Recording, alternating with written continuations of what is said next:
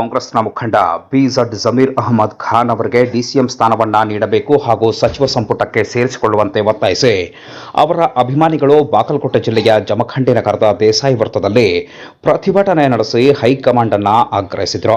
ಪ್ರತಿಭಟನಾಕಾರರು ಜಮೀರ್ ಅಹಮದ್ ಖಾನ್ ಅವರು ಕೇವಲ ಅಲ್ಪಸಂಖ್ಯಾತ ಸಮುದಾಯದ ನಾಯಕರಲ್ಲ, ದಲಿತರು, ಹಿಂದುಳಿದ ವರ್ಗಗಳು ಸೇರಿದಂತೆ ಎಲ್ಲಾ ಸಮುದಾಯಗಳ ಪರವಾಗಿ ಕಾರ್ಯನಿರ್ವಹಿಸಿರುವ ಜನನಾಯಕರು ಎಂದು ಹೇಳಿದರು.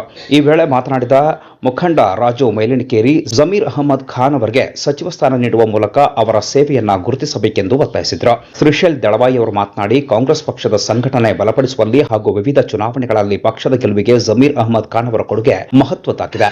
ಮುಂದಿನ ಸಚಿವ ಸಂಪುಟ ವಿಸ್ತರಣೆಯಲ್ಲಿ ಅವರಿಗೆ ಸೂಕ್ತ ಸ್ಥಾನಮಾನ ನೀಡಬೇಕೆಂದು ಆಗ್ರಹಿಸಿದರು.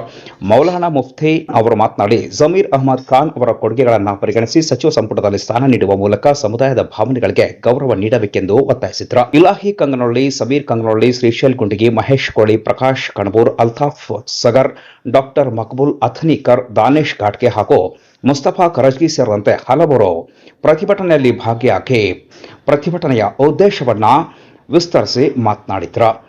ಸಚಿವ ಸ್ಥಾನ, ಸಚಿವ ಸಂಪುಟ ಹಾಗೂ ಡಿಸಿಎಂ ಸ್ಥಾನ ನೀಡುವ ಕುರಿತು ಎಲ್ಲವನ್ನ ವಿವರವಾಗಿ ಮಾತನಾಡಿ ಕಾಂಗ್ರೆಸ್ ಹೈಕಮಾಂಡ್ ಒತ್ತಾಯಿಸಿದರು. ಬಳಿಕ ಪ್ರತಿಭಟನಾಕಾರರು ಮಾನವ ಸರಪಳಿ ನಿರ್ಮಿಸಿ ಕೆಲ ಕಾಲ ರಸ್ತೆ ತಡೆ ನಡೆಸಿ ತಮ್ಮ ಆಕ್ರೋಶ ವ್ಯಕ್ತಪಡಿಸಿದರು. ಪ್ರತಿಭಟನೆಯಲ್ಲಿ ದಿಲಾವರ್ ಶಿರೋಳ್, ಮೀರಾ ವಂಟಮೋರೆ, ಅಕ್ಬರ್ ಜಮಾದಾರ್, ಸಂಜು ಮಿಶಿ, ಸದು ನ್ಯಾಮಗೌಡ ಸೇರಿದಂತೆ ತಾಲೂಕಾ ಮಟ್ಟದ ಬಿಜಡ್ ಜಮೀರ್ ಅಹಮದ್ ಖಾನ್ ಅವರ ಅಭಿಮಾನಿಗಳು ಭಾಗವಹಿಸಿದರು.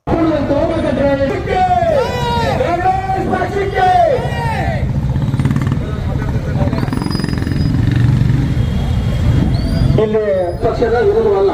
ಈ ಮನುಷ್ಯ ಕೇವಲ ಅಲ್ಪಸಂಖ್ಯಾತರ ಮುಂದಿಟ್ಟುಕೊಂಡು ಇವತ್ತು ಈ ರಾಜ್ಯದಲ್ಲಿ ಬೆಳೆದಿಲ್ಲ.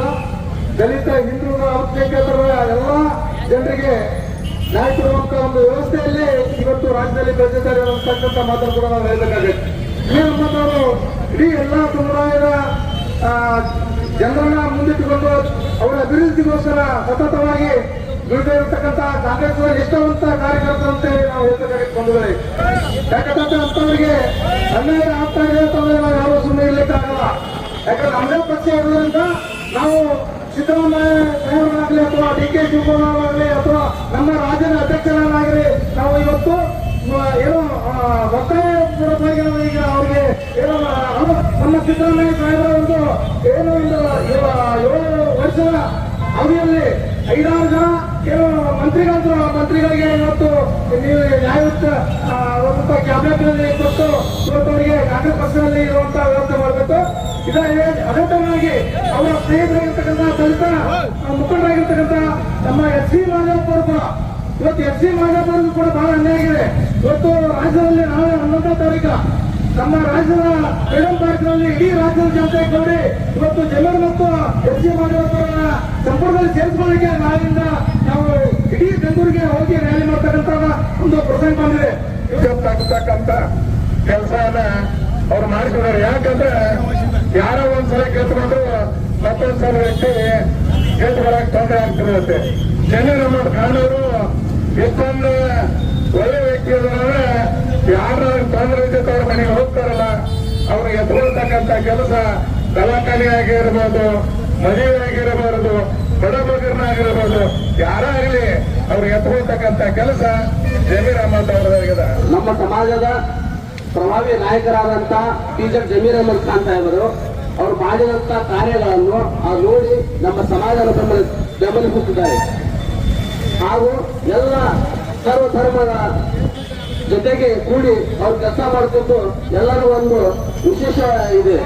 ಹೀಗಾಗಿ ಇದು ಪ್ರತಿಭಟನೆಯನ್ನು ನಾವು ಮಾಡುತ್ತಿರುವುದು ನಮ್ಮ ಬಿಜಡ್ ಜಮೀರ್ ಅಹಮದ್ ಸಾಹೇಬರಿಗೆ ಪ್ರಭಾವಿ ಸಚಿವ ಹಾಗೂ ಉಪಮುಖ್ಯಮಂತ್ರಿ ಕೊಡಲೇಬೇಕು ಎಂದು ನಾವು ಆಗ್ರಹ ಮಾಡುತ್ತಿದ್ದೇವೆ.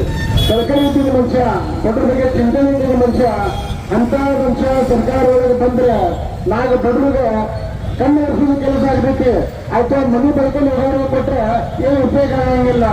ಹಾಗೆ ನಮ್ಮ ಕರ್ನಾಟಕ ಒಳಗೆ ಏನ್ರಿ ನಾವು 224 ಮತ ಕ್ಷೇತ್ರ ಒಳಗೆ ಅವನ ಬೆಂಬಲಿಗರು ಎಲ್ಲರೂ ಇದ್ದಾರೆ, ಎಲ್ಲರೂ ಕಡಿದಾರ.